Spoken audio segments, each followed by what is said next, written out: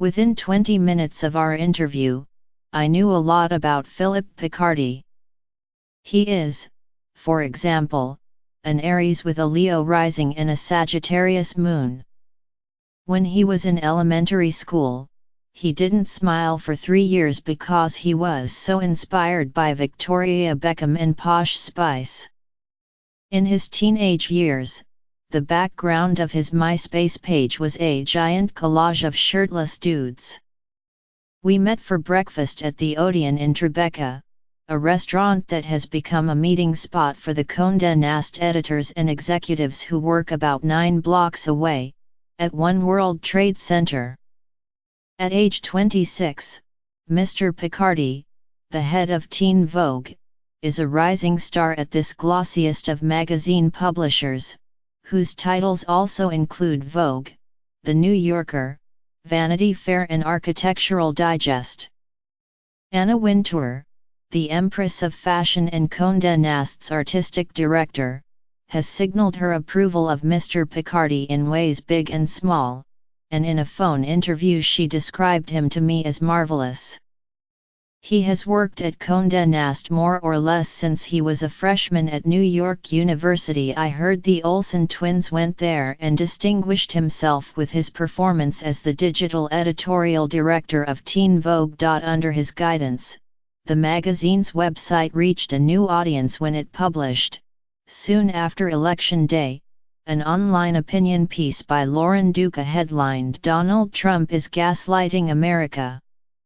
The number resistance crowd favorited it, the president-elect's fans denounced it, and social media users in the habit of sharing New Republic think pieces were unexpectedly tweeting about a publication known for fashion tips and relationship advice. Teen Vogue gained further momentum when Dan Rather wrote about it on his Facebook page and Tucker Carlson sparred with Ms. Duca on Fox News. After that, Trevor Noah welcomed Mr. Picardy and the Teen Vogue editor, Elaine Weltroth, to The Daily Show, and the publication they oversaw was no longer just another magazine for adolescent girls. Since then, Teen Vogue has shut down its print edition, but Mr. Picardy has collected new responsibilities. After Ms. Weltroth left Condé Nast in January, Condé Nast named him the Chief Content Officer of Teen Vogue. He has also started a new digital project at the company, an LGBT community platform called Them, which has drawn support from advertisers including Burberry, Google, Lyft, and Glad. To Ms. Wintour, Mr. Picardy is someone who fits the cultural moment. He's the ideal promoter of a millennial-flavored brand of anti-Trump activism and identity politics that is gaining strength in a stormy political atmosphere. He understands how young people are thinking today, Ms. Wintour said. He's very activist, he's very engaged. He wants to make waves, which I think is important. He wants to cause a conversation, not in an angry way but in a helpful way. At the Odeon, Mr. Picardy wore an outfit he referred to as his pajamas: midnight blue velvet pants and a matching shirt from the Cease Margin label. Despite his swift rise at a company known for its Versailles-style office politics, Mr. Picardy said he was not the calculating sort. "I'm never making an effort to behave any differently or modify my behavior," he said over poached eggs and avocado. It is not difficult to see why Mr. Picardy, who goes by Phil, with 2 L's, thank you very much, has impressed his boss, particularly at a time when Condé Nast is looking for its next generation of younger, cheaper leaders. Even at his age, he is polished, with a repertoire of life-affirming stories. One of his go-tos, "I got in trouble for bringing Britney Spears and Christina Aguilera CDs to second-grade class because I was in Catholic school and they freaked out and said it was too sexual, and I was like, that's the point." During our interview, Mr. Picardy noted that Teen Vogue's monthly traffic under his team had gone from 2 million unique visitors to 12 million. Not to toot my own horn, that is very hard, he said.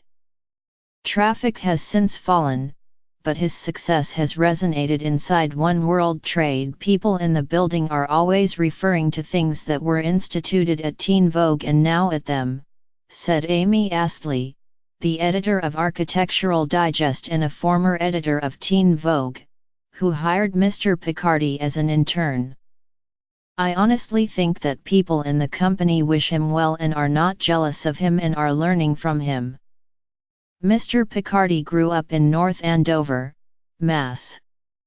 His father, a devout Catholic, owned a technology company. His mother was a homemaker and an executive assistant. He had 4 siblings, including a sister who used to paint his nails pink and a brother named John Paul, after the Pope. Family dinners sometimes included Mr. Picardi's grandmother, who moved to America from a mountain village in Italy. My dad used to pick the sausages out of the sauce and eat them with his fingers, and my mom would cry, Mr. Picardi said. It made for a sometimes challenging environment for the young Mr. Picardi. I was gay, he said. G.A.Y, with an exclamation mark and a little asterisk. He came out to his parents in the summer before 9th grade. It was 2 in the morning, and Mr. Picardi, who had just finished watching Queer as Folk, burst into their bedroom and said, Mom, Dad, I have something to tell you. His mother sobbed as he said everything he had to say. 10 minutes later, his father rolled over and asked what was going on.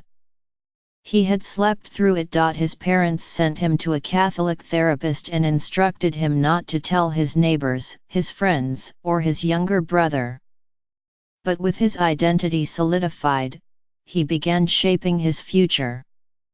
Before coming out, he had wanted to be a lawyer. Now, he decided, he should work in fashion. I watched Will and Grace, and that's what it felt like they were doing, more or less, he said. At a bookstore, he picked up copies of Out and Details. Then he saw it, Vogue. I picked up a copy of Vogue just because I was, like, I need to know about women's fashion now, because I'm gay, he said. Jack and Will make fun of everything Grace wears on Will and Grace, so I need to be like that.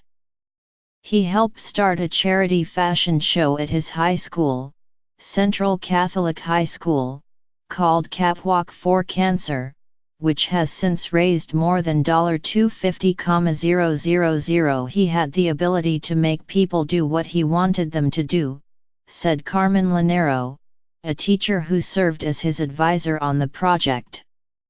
I always knew he was going to do something that was special.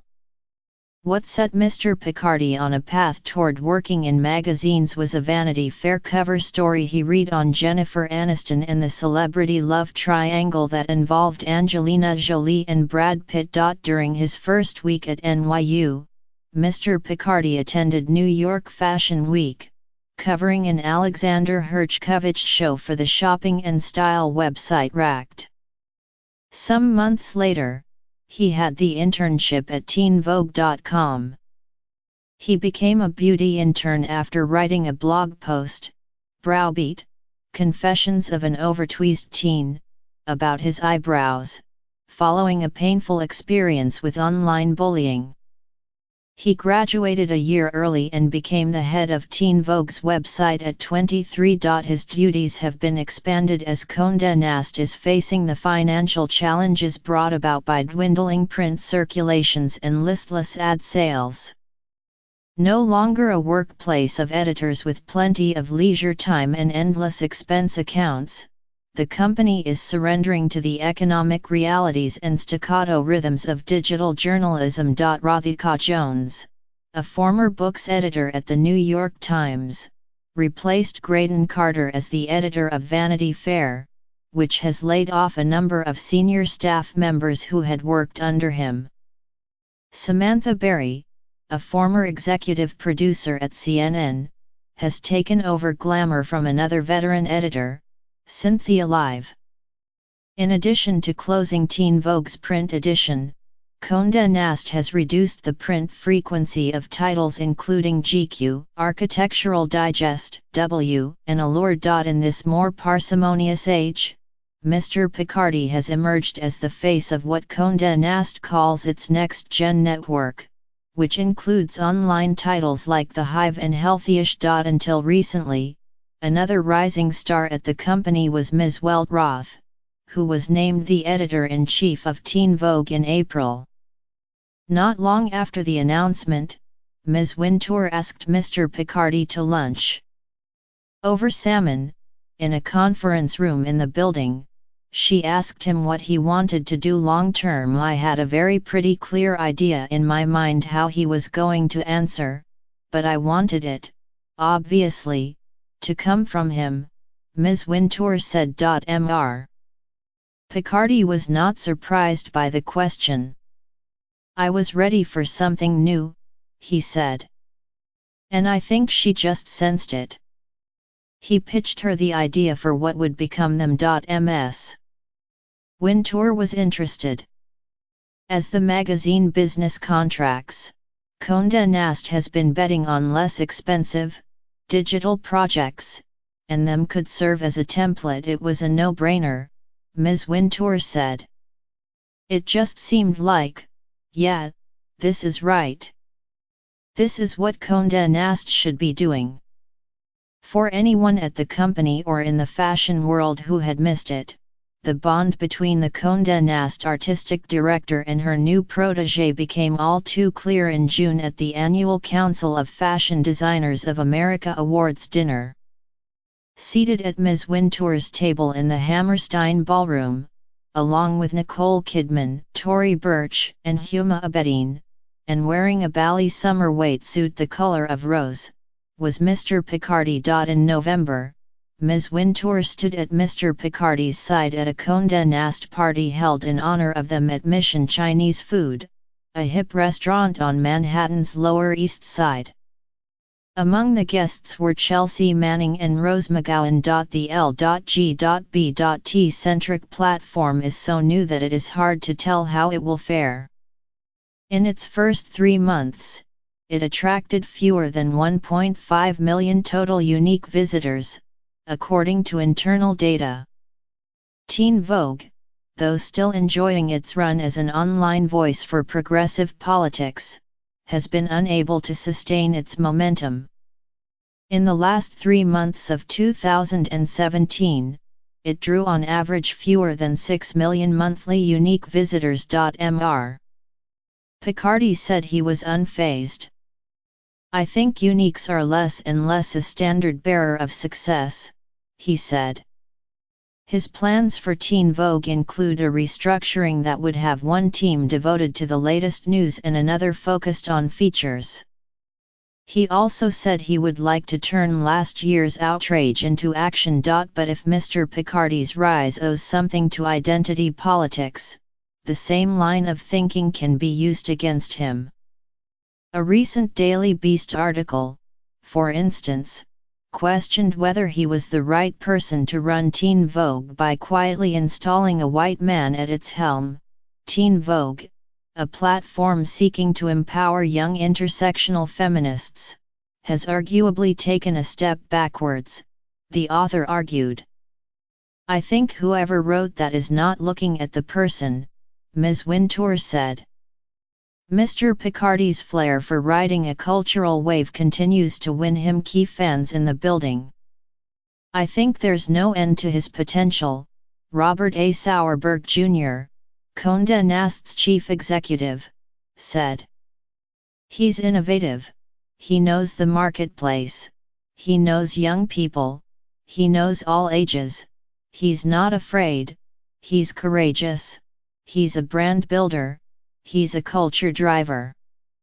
And it's just in his bones. It's not like you trained him. It's just there. When I asked Ms. Wintour if she thought Mr. Picardi could one day run Condé Nast, she did not swat away the question. For Phil, anything is possible, she said. It's his road to take.